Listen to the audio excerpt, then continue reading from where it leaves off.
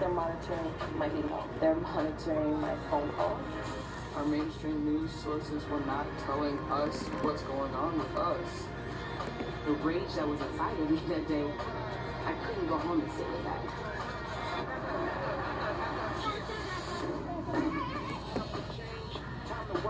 Yes, we use social media just like everybody else.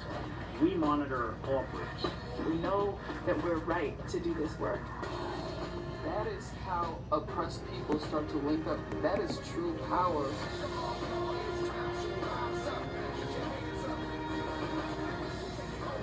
This flies in the face of every concept of liberty that we cherish. We need to know what the government is doing. The American public is going to demand action.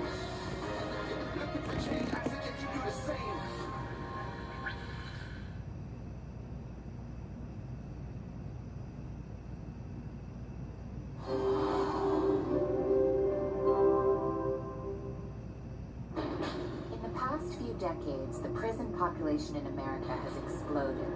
The United States now has more of its own citizens behind bars than any country in the world. The United States has 5% of the world's population and 25% of the world's prisoners.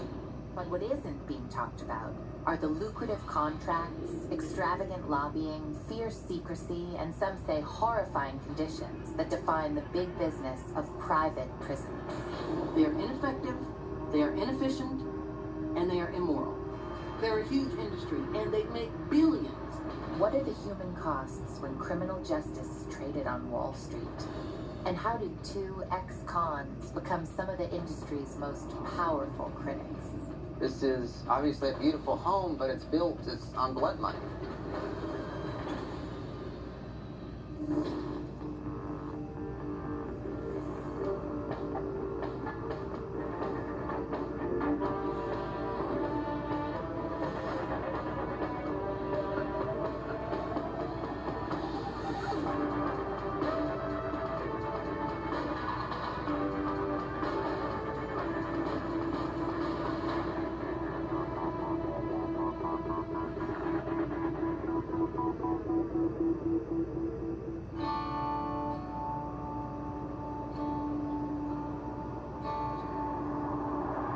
Kingman, Arizona is just an hour south of Las Vegas.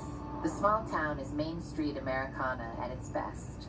Local businesses celebrate their position along that icon of the American Southwest, Route 66. But Kingman has a much darker side. All right, we've got some breaking news to get to tonight from the prison in Kingman. We're told there was an inmate uprising. An all-out riot. A major disturbance in the prison's minimum security unit. On 4th of July weekend in 2015, simmering tensions inside a privately run prison south of Kingman finally exploded. It was so tense, and I had gotten so many inmates telling me it's going to blow. Stacy, not her real name, worked at the facility.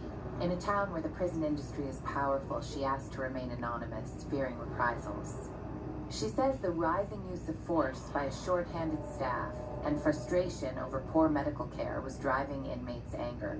I would go to my superiors and say, I wish you guys would talk with them. I wish you guys would figure that something out because the inmates are going to riot.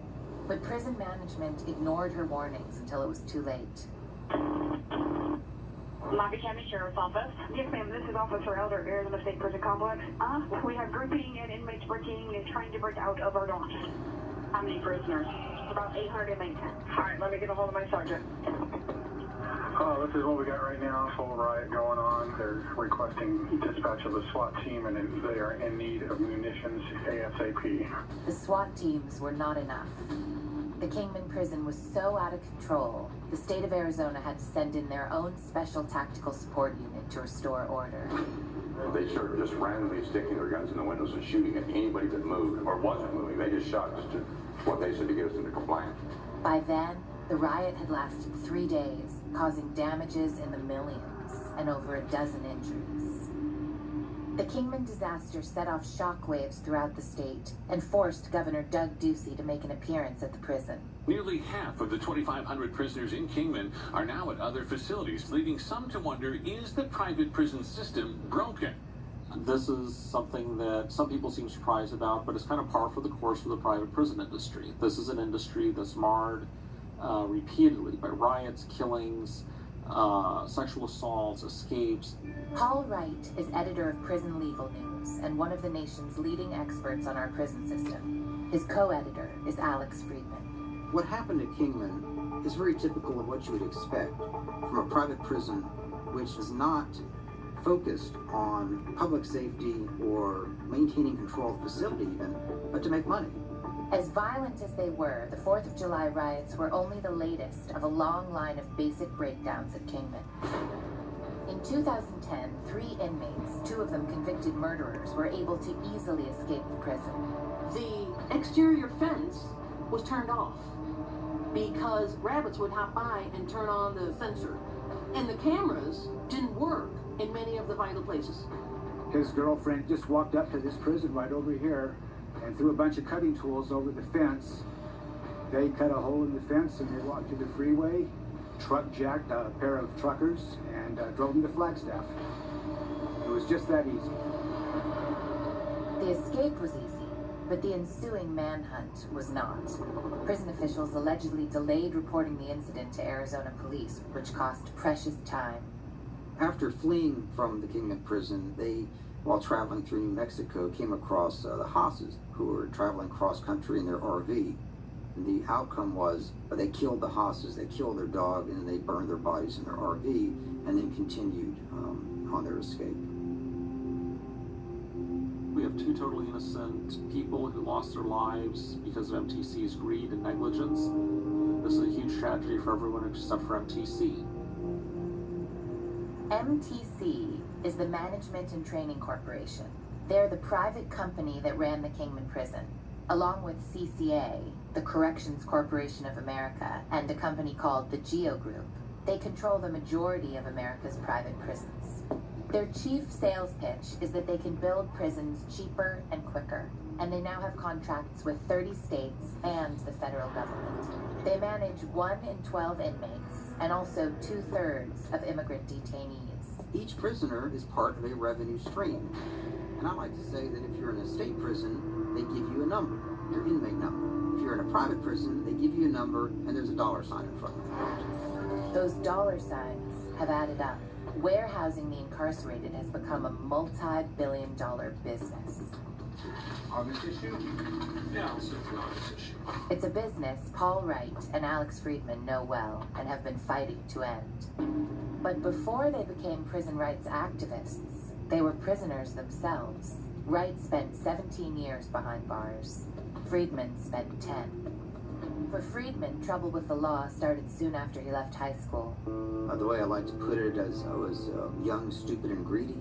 And I was a very poor armed robber. I was very unsuccessful at what I did, thankfully. So unsuccessful that he was arrested in Tennessee and sentenced to up to 20 years. Time he served in both state and private prisons. He noticed the difference quickly. In the state prison system, you had guards who were career employees that had been there 20 years. Not the case at a CCA prison. You have higher staff turnover rates. They just don't know what they're doing because they're constantly training. The officers wouldn't know how to do searches. They wouldn't know how to conduct their post duties. And in some cases, prisoners would actually have to tell them, hey, this is what you need to be doing. For Paul Wright, the road to prison began when he was about to leave the Army for a new career. He hatched a plan to finance his new civilian life by robbing a drug dealer. I was arrested on charges of first-degree felony murder. I was accused of robbing a drug dealer and during the commission of the armed robbery, shooting and killing him. One of the hardest phone calls I've ever had to make was calling my family and telling them that I was in jail on first-degree murder charges. They were certainly surprised. Wright and Friedman were entering a new world. What they would find would put their lives on a new course. After I tried to expose that, I experienced retaliation from CCA.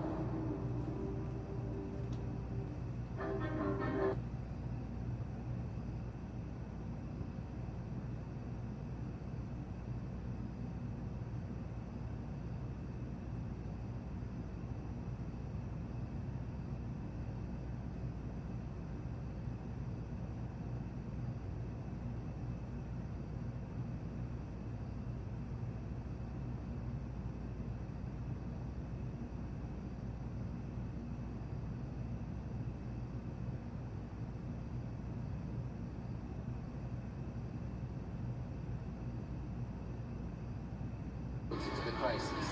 Hard to admit.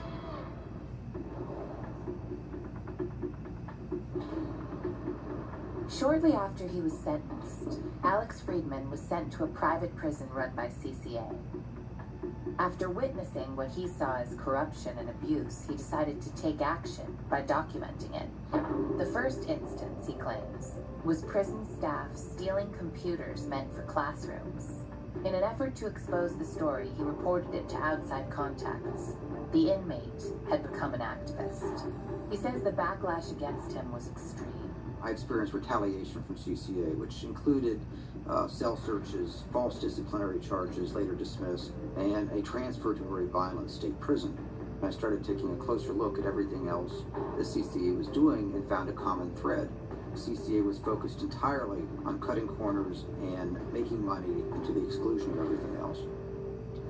2,000 miles away in the state of Washington, Paul Wright began publishing a newsletter to get the word out about prison issues. The Washington State prison system responded by censoring the first 3 issues and retaliating against myself and my co-editor, and we just kept publishing.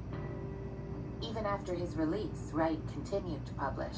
Prison Legal News would give a voice to the voiceless. Our subscriber base is mostly people in prison, but also we have judges and corrections professionals, district attorneys, public defenders, academics, journalists. To this day, around 95% of our content is written by current or former prisoners. One of those writers was Alex Friedman. Wright hired him as an editor when he was released from prison. They quickly became a thorn in the side of the prison industry. It basically gave me a cause. It gave me something to focus my life on and my energies on. I committed a wrong, and so I was punished for it. But then I went to a prison that was run for profit, and I felt that was wrong. But not only was nobody being punished for it, they were making lots of money from it. The private prison company, their loyalty is to their shareholders. Their sworn duty is to make money for their investors. It isn't protecting the public. It isn't reducing recidivism. There's really important core public safety interests that are at stake here. Do we really want to farm this out to the lowest bidder whose only goal is to make money? Friedman and Wright jumped into action by exposing a blatant conflict of interest. CCA's top lawyer was nominated as a judge who would be in a position to oversee CCA-related cases. CCA's general counsel at the time, Gus Puryear, had been nominated by President Bush for a lifetime appointee as a federal judge in the same district where CCA was headquartered. Friedman doggedly reported the nomination and started an online push to overturn it. We were successful in finally derailing his nomination and denying him a federal judgeship. But just how did we turn over public prisons to private, for-profit companies? In the early 1980s, the prison population starts to go up. More anti-crime laws are being passed, leading to longer sentences and more people in prison. It was the beginning of an incarceration boom unlike any ever seen in a Western democracy. The war on drugs and tough on crime wave that began in the 1980s created so many new prisoners that the U.S. now has more people behind bars than countries like Russia or even China, which has 4 times our population. At the same time, the Reagan administration was on a large-scale push to privatize. Public-private partnerships have emerged as one of the most effective methods of providing service to our citizens. Businessmen saw an opportunity to cash in on this incarceration boom. The most aggressive was the Corrections Corporation of America, CCA. The public sector needs the private sector involvement to solve what's going on in corrections today. The private sector must do the job not only more cheaply, but at least as well, if not better. It almost sounds too good to be true in terms of costs, in terms of effectiveness. And in an environment in which taxpayers were reluctant to fund new prisons, private prison companies had a solution. The primary benefit to the state system is that they are not having to invest the capital dollars to build their own facility. They're not having to wait 3 to 6 years, so they get immediate relief. So it's less money, adequate care, and they build the prisons and we haven't got the cash. But to keep their profits high, private prisons hired fewer guards and gave them less training than at the public prisons. One result has been violence. In Idaho, one CCA prison had been dubbed the Gladiator School. It had 4 times the level of violence of Idaho's state prisons. In Ohio, after a state-run prison transferred ownership to CCA, total disturbances doubled. Inmate-on-inmate violence tripled. And since the costs of running private prisons are eventually paid for with public money, it's the taxpayers who've been left with the bill. Despite early promises, some studies have shown that private prisons have actually turned out to be more expensive than state-run prisons. The Arizona State Auditor General found that the for-profit prisons were more expensive than the state prisons. If private prisons are not cheaper or safer, how do they keep getting lucrative contracts? These are huge corporations with huge vested interests. The amount of money we're talking about is enormous. Look!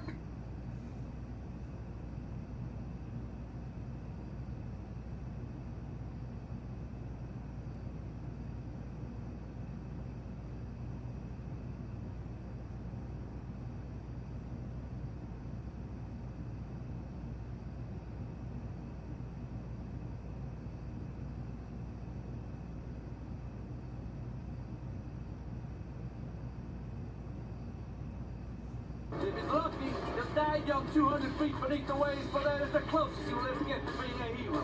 Give it up, Cookie. Why do you want this so bad? Because they said I couldn't have it.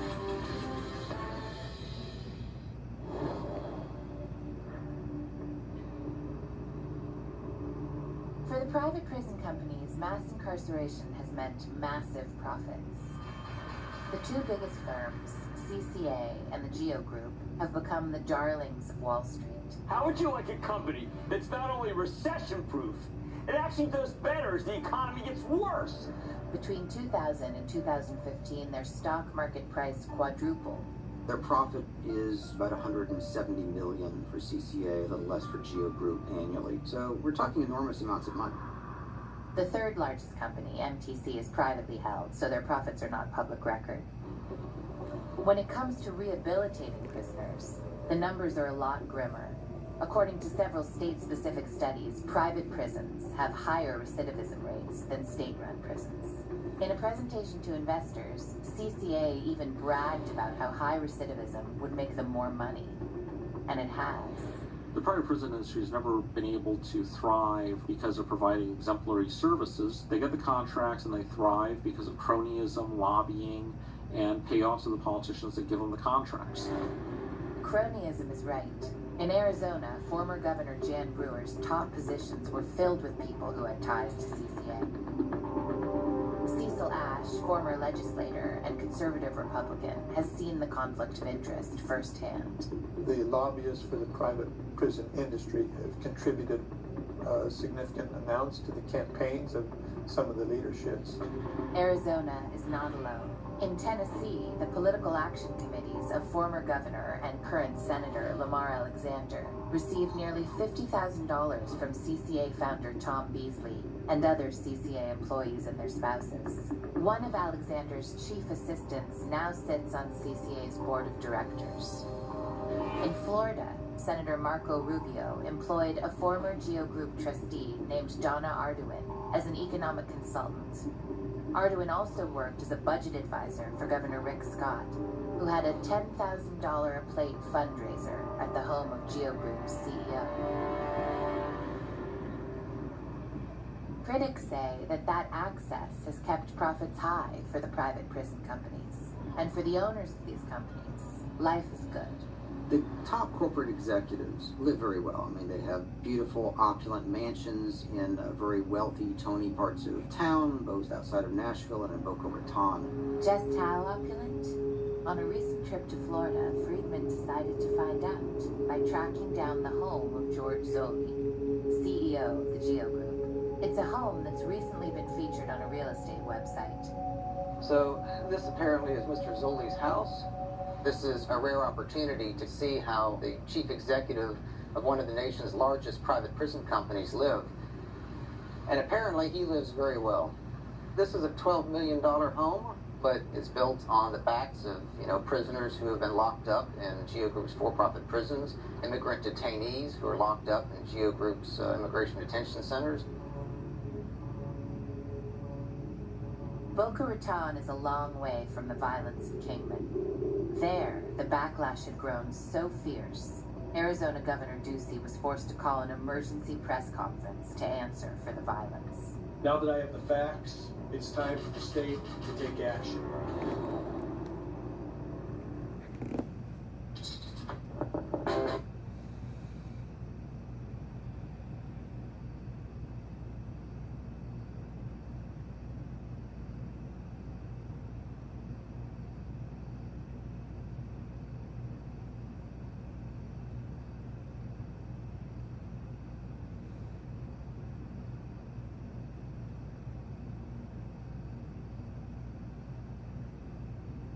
But there's this like simmering tension. It's like living on top of a volcano. It doesn't have to explode, but you know it's there. Resilient Cities premieres Friday, February 26th on Pivot. Miami County Sheriff's Office. Yes, ma'am. We have grouping and inmates breaking and trying to break out of our dorms. August 2015, just over a month after the devastating riot at the private prison in Kingman, Arizona, the State Department of Corrections released their official report on the incident. Over 200 scathing pages chronicled a disaster of management. Governor Doug Ducey called the last-minute news conference to make a stunning announcement. It's my intention to sever the state's relationship with MTC. But the governor's solution was to pass Kingman on to another private prison company. This is the most effective way for us to provide public safety to the public in a financially responsible way. The company chosen to take over the Kingman prison was the GEO Group. All the major companies have terrible track records in other jurisdictions.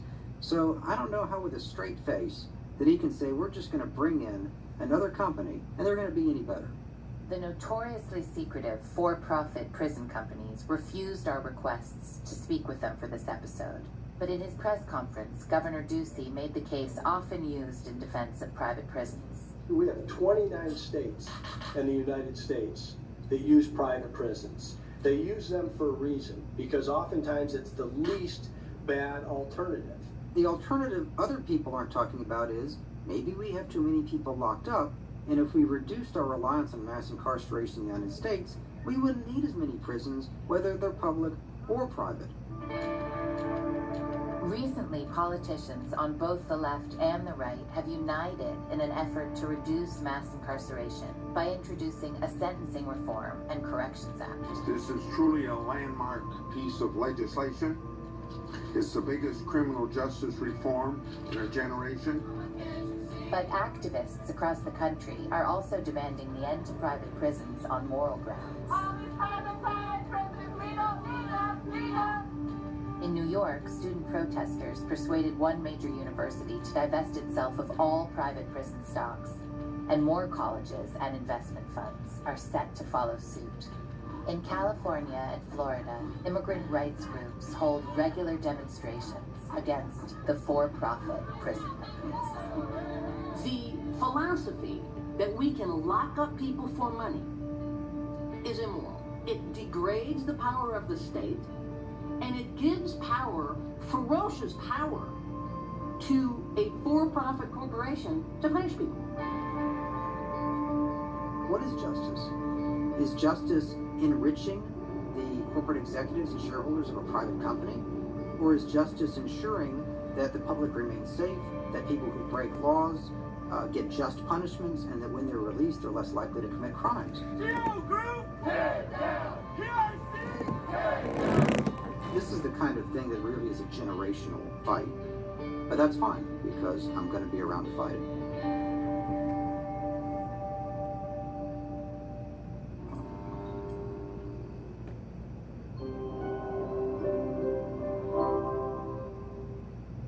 Throughout history, ordinary people have gone to extraordinary lengths to defend our rights to privacy, protest, and access to information. But how do we preserve these civil liberties in a digital age? It's very important for us to fight back. Text TRUTH to 77177 to join those who are exposing corruption, fighting abuses of power, and demanding transparency.